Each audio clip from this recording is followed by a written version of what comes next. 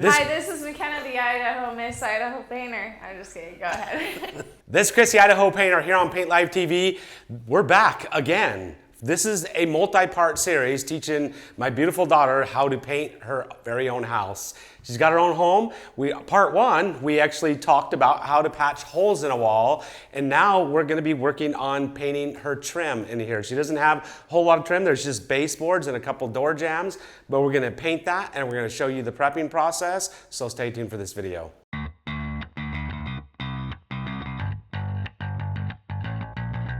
So today's video, once again, is brought to you by Paint Live Gear. Our shirts, hats, and all kinds of tools and accessories are found on our Paint Live store at theidahopainter.com. You gotta go check it out after this video. But today's video, this is part two of our multi-part series, and today we're gonna be talking about painting the trim. We have baseboards in here, and we don't have any window trim.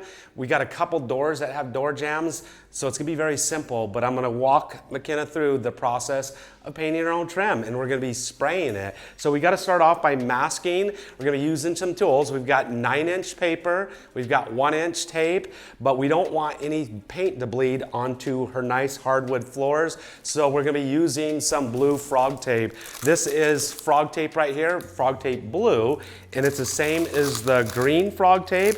It swells on the edges and doesn't allow any paint to bleed underneath of it.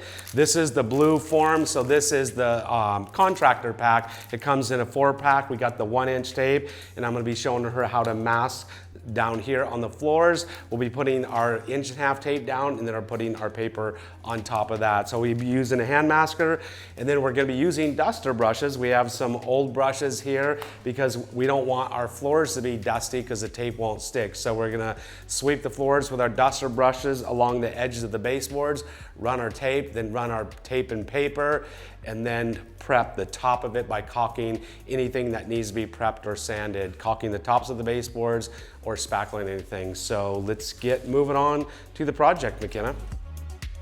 So the first process we want to start with, McKenna, is the dusting. And I want to just walk around and I want to dust the tops of my baseboards, and I want to dust the floor along where the masking is going to go. If you don't dust the floor, the masking is not going to stick very well, and then you'll also get paint bleed underneath your masking because you won't get a good adhesion. But the tops of the baseboards, they didn't do a very good job caulking the tops of them, so we're going to dust the tops of the baseboards and re-caulk some of those, and then also dusting the floor. So we're just going to walk around and quickly dust the tops of this stuff, and you can just work right along right there, and you want to dust it really well. And then you can take a shot back and shot back that up, but everything's gonna get all dirty anyways because we're painting. So we'll just work on this dusting process, get it really clean, and then we'll move on to the next step.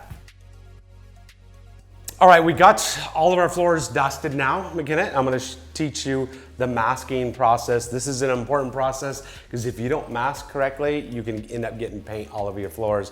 Important to use frog tape so we don't get any paint bleeding underneath the floors. You can do it all in one. You can put your frog tape on your masker and mask with that on there. But what I like to typically do is teach beginners, people that have never masked before, to mask with their 1.5-inch tape and then go over it with their paper first. So that's what I'm going to be showing you right now. And so I'm going to set my masker aside, and you want to be careful. The blades are really, really sharp on the maskers, so you got to be very careful not to cut yourself. But I like to typically, when I'm masking, I like to work from right to left. I'm right-handed, so I'm going to just be working around my room from right to left, going from the opposite direction, not being left-handed. It's a little bit awkward for me. So I'm just gonna get down and I'm gonna start masking, and my masking has to be really, really tight to my baseboards. If it's not tight and the hardwood floor is exposed, then you're gonna get paint on your hardwood floor. So I'm just gonna take and start masking, and I like to just stretch out about a foot of masking, and then I'm just gonna run my fingers along it, and you can see, and I can guide and direct my masking right up against that baseboard. I want it to be touching the baseboard right there. It's really nice and tight. I don't see anything brown along there, and I'm actually bleeding. So you gotta be very careful not to cut yourself. Right here, when you get to spots like this is where we can just take our 2-edged 5-in-1 tool and you can just cut your masking so it's not sticking up onto the white. So when I'm talking, you'll set your tape and you just take and you can manipulate your tape. You'll just have about a foot out and you, depending on where your line is, you just start moving it. You can just manipulate your tape, whatever direction you need to go. You just keep extending it out. If I want to do, if my line was curved, you can see how I can manipulate my tape to curve around a line. It's like that. So you're just about a foot of tape, manipulate it to where you go, and we're going to be working around the baseboards. I'm going to set up my masker. A hand masker is set up just like this. You put your roll of tape on. The tape comes over the top right here, so you can see how it comes over the top. There's this little pin right here. It has to go underneath the pin, and then your paper is loaded on too. So you got our 9-inch paper. The paper is the same thing. It goes over the top and it just presses right on. So I'll take my tape, stick it on top the paper, just pull that through, and now it's ready to go. And what we do is now we're gonna just take, we don't have to be nearly as precise. We just wanna put our paper right on top of our frog tape right here. So we're just gonna be cruising right along, just putting that paper down. And then to keep it from flipping up from the sprayer, because the force of the sprayer will cause the paper to flip up, we just take tape and we're going to tack this down in some areas just like this. So now our paper is stuck to the floor, and then we'll put drop cloths over the top of that. All right, McKenna, so we've got everything masked off, but there's one more step to the process. Did you learn anything masking at all? Well, I learned how to mask.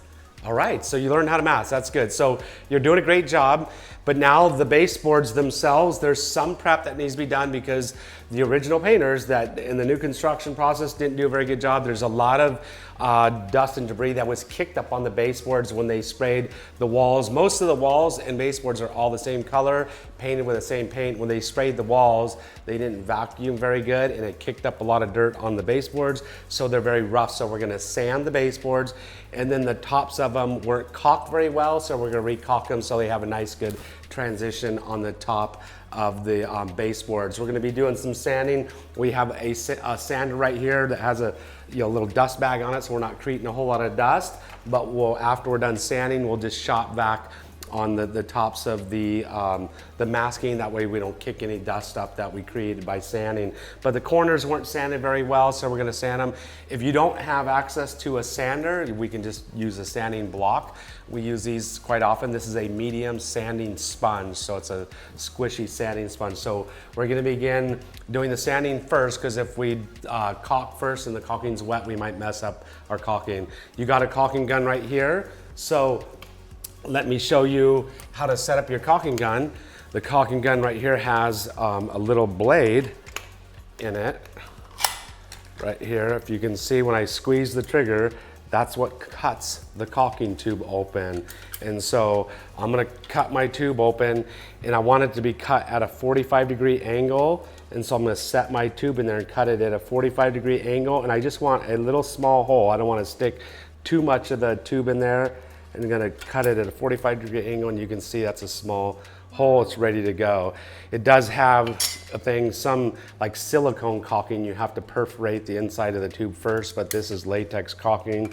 You don't have to. I'm gonna set it in there. I want my 45-degree angle facing down, set it in, and it's ready to go to caulk. But we'll do the sanding process first, and then we'll begin caulking. When I caulk, I use a sponge, and you can feel it's wet.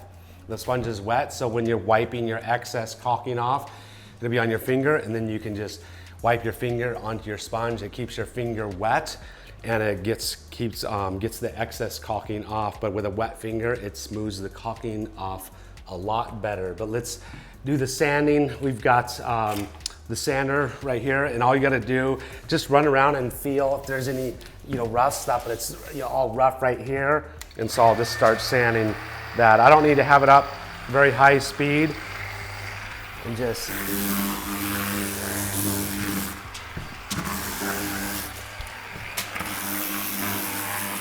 you don't want your sander to hit the tape, because if it hits the tape, it's gonna tear the tape up and we'll have to retape. So just cruise right along the baseboards and let's get those sanded. I'll show you right here. Here's a corner. Let me show you, McKenna.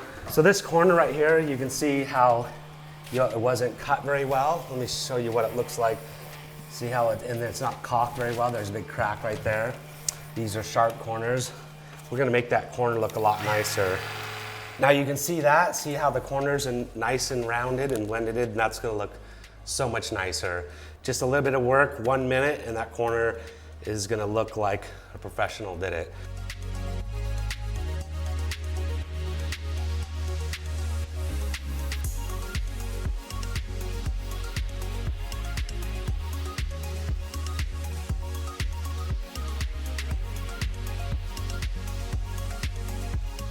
All right, McKenna, so the final step to this process is we're gonna be caulking the tops of the baseboards and anything else that needs to be caulked. I even noticed back here on this fireplace, you can see this 90-degree corner right here, how that does not look very good. We can even caulk something like that. And we're just using a latex caulking. It's a white caulking. Some of the baseboards, the caulking shrunk, and so it's down inside there. It doesn't have a nice smooth transition to the wall.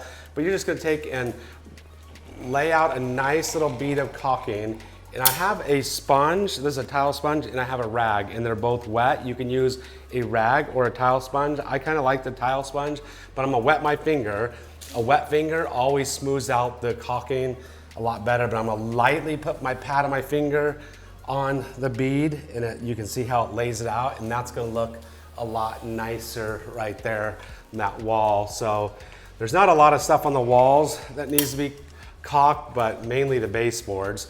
So nice, soft bead of caulking. You don't have to press very hard, just very, very lightly, and I can keep smoothing it out till I get it where I want. But the tops of the baseboards down here, let's look at the tops. I'm gonna show you.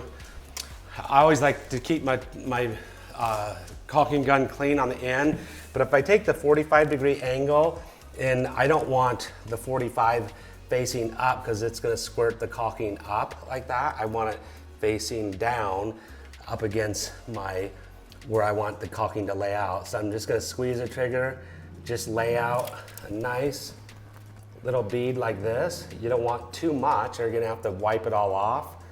Come right up against there, and then I'm going to take my sponge, wet my finger, lightly press down so I can just feel the caulking. And you can see that nice bead of caulking that's leaving on there. That's gonna look a lot nicer now once your trim and baseboards are painted. So I'm working this, there's a spot right here I didn't get enough caulking. You can see I didn't fill it in. So I'll put a little bit more down there, and I'll just work it with my wet finger so it looks nice and smooth, just like that.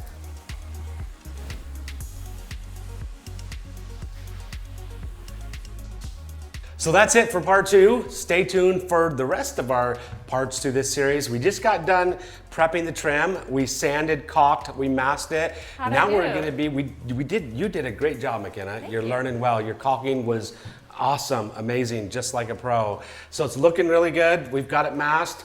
We've got it caulked, we got it sanded. There was nothing to spackle. Now we're gonna move on to the painting process. Well, we got a few things to prime, and we're actually gonna spray it. We're not gonna brush and roll it because we're gonna put on an automobile finish. So we're gonna show you how to use an airless sprayer, and we're gonna spray all this trim. We don't have a lot, it's just baseboards in this house, which is really nice, and a couple door jambs. So stay tuned for the next part. That's spraying the trim of our multi-part series, painting McKenna's brand new home. So hopefully you guys enjoyed this video. If you think McKenna did a good job, give her a thumbs up. I'm sure, wouldn't you appreciate it? I would like it. So if they have any questions or comments for you, can they just leave them below? Maybe I'll read them. Will you read them? Will you answer them for them? Sure. All right, you can answer with the knowledge you've gained from the Paint Life crew. Hopefully you guys enjoyed this video. If you have, we'll see you on our next video. Me and McKenna will see you. Out.